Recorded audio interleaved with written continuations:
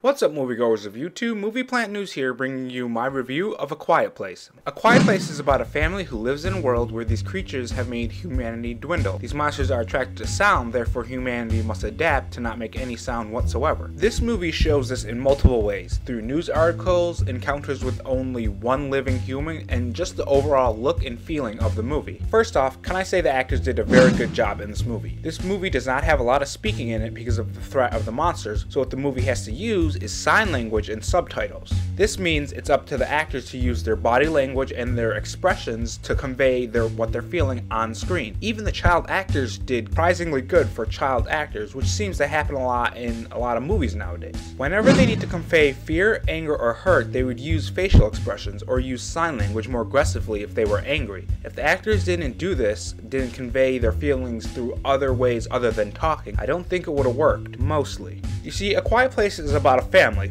so the movie spends a lot of time going through family moments, upset kid, parent romance, those kind of things. And it felt like it stayed its own welcome for me. There were times when I had to think, oh, this is nice, but can we see some monsters now? That being said, every single time the monster was on screen, the whole theater was quiet, aside from a yelling kid, that is. The movie often puts monsters in small, cramped rooms with the family, and it glues you to the screen. Every time there was a scene with one of these monsters, my eyes were glued to the screen and my heart was racing because I didn't know what would come next. They put the family in these situations where you kept thinking no way they were going to get out of it. But fairly on in the movie, they set up this sort of mechanic that lets them get away, which is louder noises will attract the monsters. Now, there are some inconsistencies with this mechanic.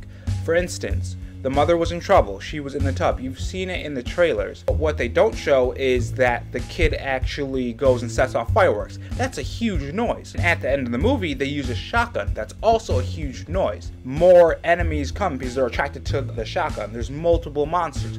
So my question is, why wasn't there multiple monsters coming towards you when you set off the firework? The one thing the movie tries to convey is no sound, but when sound is made, it's there to serve the plot. The inconsistencies with the sound were scattered throughout the film, though it didn't really hurt the film because the rest of the film was so good. My last gripe of the movie has to be the ending. You will notice how bad the ending is. Now, as before the previous gripe, it didn't hurt the film because the rest of the film was so good, but this is so noticeable and so out of place that it unfortunately does hurt the film. What it does is it just completely cuts off. It feels like someone took the movie file and put it in Adobe Premiere, cut off some of the ending, and put the credits there. That's what it feels like. But overall, A Quiet Place was a heart-racing, well-made movie. That's why this movie gets a 9.0, and if you're looking for a movie to give you that feeling, I suggest you see it. Alright guys, that's it for this video. If you like what you see, hit that subscribe button. I do movie reviews, movie trailer breakdowns, a lot of movie-related content. And as always, have a good one.